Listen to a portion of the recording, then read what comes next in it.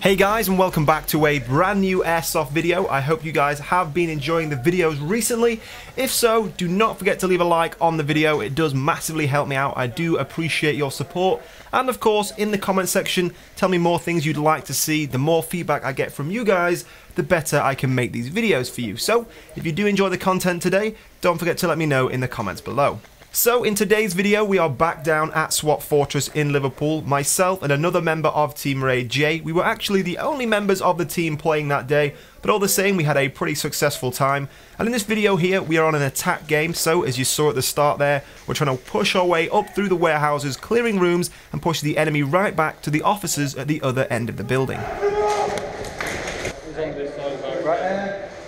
I'm going to run that way, can you cover? Yeah.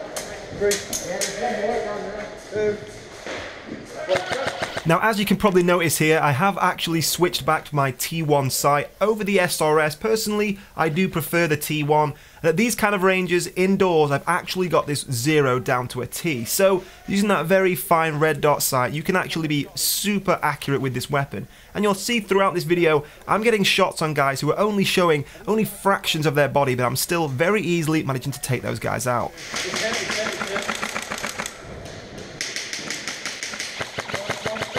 He's gone. Right, let's move into this doorway. There's a door there, there could be in. Ready?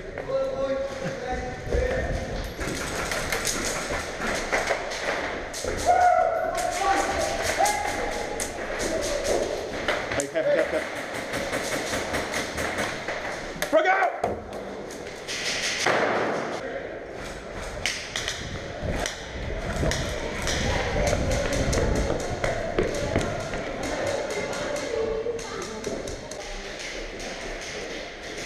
Now throughout this video and in videos from now on, you'll probably notice I do a lot more reloading. Now that is because I've actually switched from using 3 WE high cap magazines to 5 mag mid cap magazines. I think they're 140 round mid cap, so still pretty high, but it allows me to reload a lot more, which of course does look pretty cool for the videos, but it gets rid of that tactical rattle of hearing all the BBs when you run. So hopefully it should sound a lot cooler and a lot more realistic in videos now and not give your position away as much. It's surprising how much having a rattling magazine can alert the enemy to your position.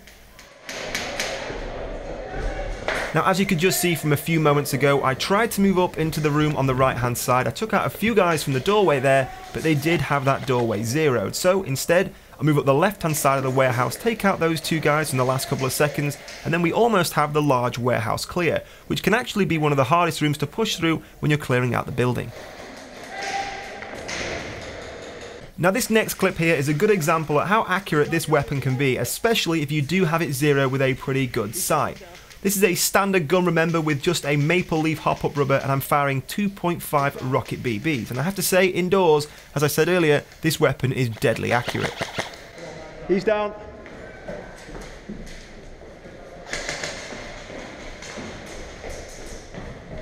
Oh, there's a guy on the cover on that far side again.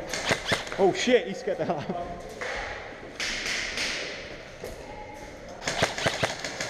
He's down.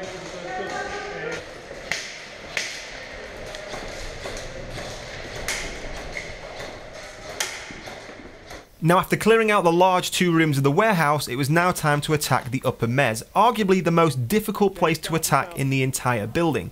You're moving from a light room to a dark room, so your eyesight has to adjust. Of course, you're silhouetted against the door frame moving into the room, and there is only one entrance, so basically the entire enemy team has their weapons trained on this doorway. Usually getting into this room takes about 5 or 6 charges, throwing grenades everywhere to take players out. But what you're about to witness is one of the luckiest attacks I've ever had. I somehow make it into this room on the very first charge, use the darkness as cover, and actually make it behind some supports so I can start taking out enemy players. This is, as I said, one of the most luckiest attacks I've ever been in.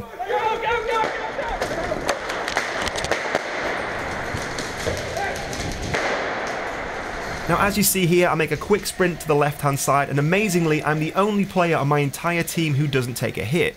Now usually there's at least 1 or 2 enemy players on the left hand side of the upper mez, but today there wasn't a single player, so I was pretty lucky to make it across the cover. But now the enemy team don't even know I'm inside the room, I can start taking them out and hopefully help my team push their way into the mez. Now it becomes clear pretty much straight away by the way the enemy team are acting that they either don't know I'm in the room or they think I'm on their team, because as I start shining my torch at them to fire, they don't seem in any real hurry to get out of the way. So I managed to take out quite a lot of enemy players here because they probably think I'm on their team.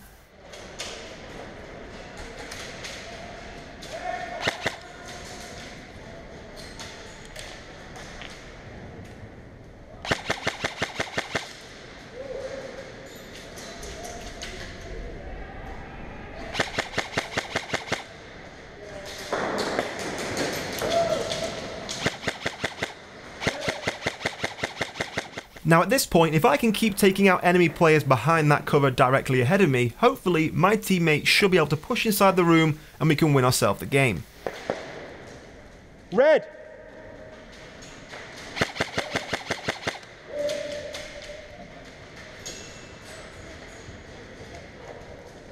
Jay! Jay! Yeah.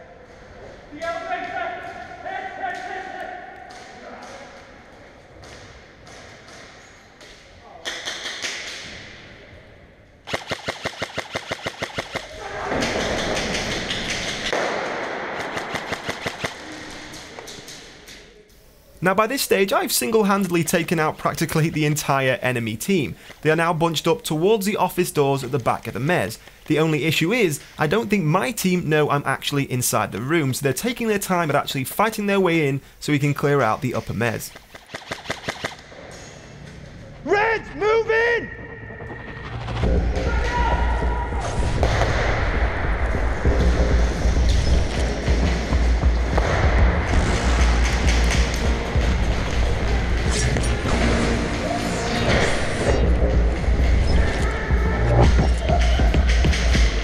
Now with the rest of my team eventually successfully up in the upper mez and the enemy team pushed back to the offices, we've won ourselves the attack and defend game.